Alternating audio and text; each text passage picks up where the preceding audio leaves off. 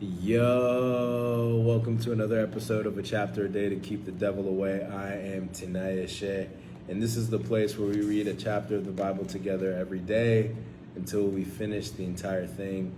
Today we are going to be reading Exodus chapter 39. If you haven't read Exodus chapter 38 yet, you should go do that. But if you're joining us for the first time, welcome home. Just be with us where we are. Okay, let's get into it. Clothing for the priests. The craftsmen made beautiful, sacred garments of blue, purple, and scarlet cloth, clothing for Aaron to wear while ministering in the holy place, just as the Lord had commanded Moses. Making the ephod. Bezalel made the ephod of finely woven linen and embroidered it with gold and with blue, purple, and scarlet thread. He made gold thread by hammering out thin sheets of gold and cutting it into fine strands. With great skill and care, he worked it into the fine linen with the blue, purple, and scarlet thread. The ephod consisted of two pieces, front and back, joined at the shoulders with two shoulder pieces. The decorative sash was made of the same materials, finely woven linen embroidered with gold and with blue, purple, and scarlet thread, just as the Lord had commanded Moses. They mounted the two onyx stones in settings of gold filigree. The stones were engraved with the names of the tribes of Israel, just as a seal is engraved.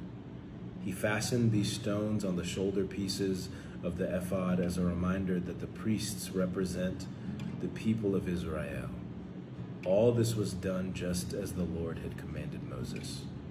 Making the chest piece. Bezalel made the chest piece with great skill and care.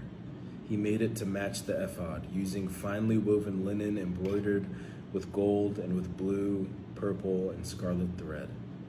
He made the chest piece of a single piece of cloth, folded to form a pouch 9 inches square.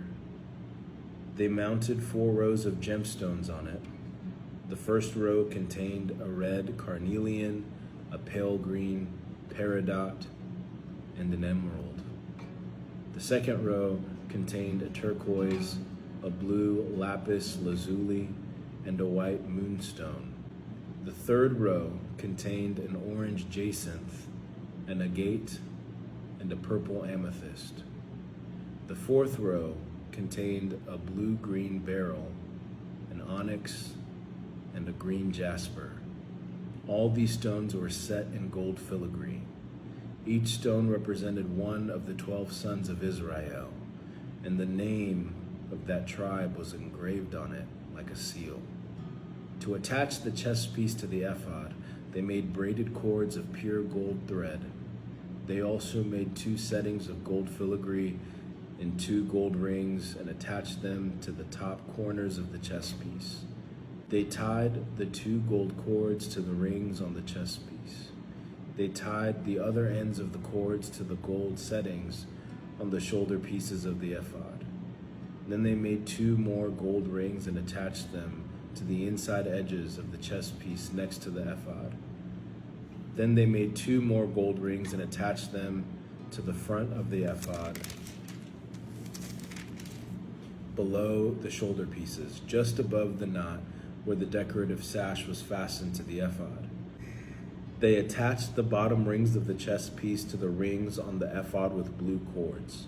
In this way, the chest piece was held securely to the ephod above the decorative sash. All this was done just as the Lord commanded Moses. Additional clothing for the priests.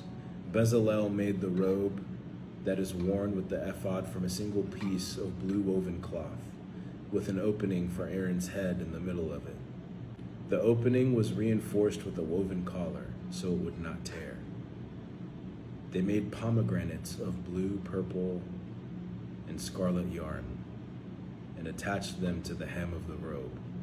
They also made bells of pure gold and placed them between the pomegranates along the hem of the robe, with bells and pomegranates alternating all around the hem. This robe was to be worn whenever priests ministered before the Lord, just as the Lord had commanded Moses. They made tunics for Aaron and his sons from fine linen cloth. The turban and the special head coverings were made of fine linen, and the undergarments were also made of finely woven linen. The sashes were made of finely woven linen and embroidered with blue, purple, and scarlet thread, just as the Lord had commanded Moses. Finally, they made the sacred medallion, the badge of holiness, of pure gold. They engraved it like a seal with these words, "Holy to the Lord." They attached the medallion with a blue cord to Aaron's turban, just as the Lord had commanded Moses. Moses inspects the work. And so, at last, the tabernacle was finished. The Israelites had done everything just as the Lord had commanded Moses, and they brought the entire tabernacle to Moses, the sacred tent with all its furnishings, clasps, frames, crossbars, posts, and bases, the tent coverings of tanned ram skins and fine goatskin leather, the inner curtain to shield the ark of the covenant and its carrying poles, the ark's cover, the place of atonement, the table and all its utensils, the bread of the presence, the pure gold lampstand with its symmetrical lamp cups, all its accessories, and the olive oil for lighting, the gold altar, the anointing oil and fragrant incense, the curtain for the entrance of the sacred tent, the bronze altar, the bronze grating and its carrying poles and utensils, the wash basin with its stand, the curtains for the walls of the courtyard, the posts and their bases, the curtain for the entrance to the courtyard, the ropes and tent pegs, all the furnishings to be used in worship at the tabernacle, the beautifully stitched garments for the priests to wear while ministering in the holy place, the sacred garments for Aaron, the priest, and the garments for his son to wear as they minister as priests.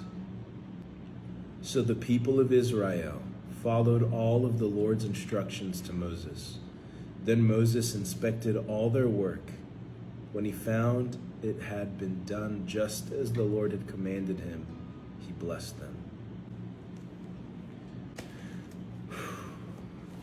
My takeaway from this chapter is that I just read 5 chapters in one day. This is what happens when you fall behind. My mouth is tired. My jaw is exhausted. But I think it is just really beautiful to see a community come together in generosity, to see the Lord impart skill, special skill and craftsmanship above what potentially was already there in Bezalel and Oholiab.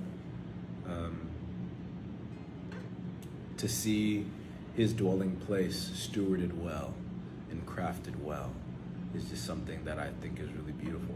And so hopefully you saw a lot of beauty in that crafting and in the storytelling of it all, even though there was a lot of repeats and we've heard, all the dimensions and the blue, purple, gold, and all the different threads and the blue, lapis, lazuli, all these things. There's a lot of stuff that was going on. But I also just wish that I had the ability to take those dimensions and imagine what it would look like in my head.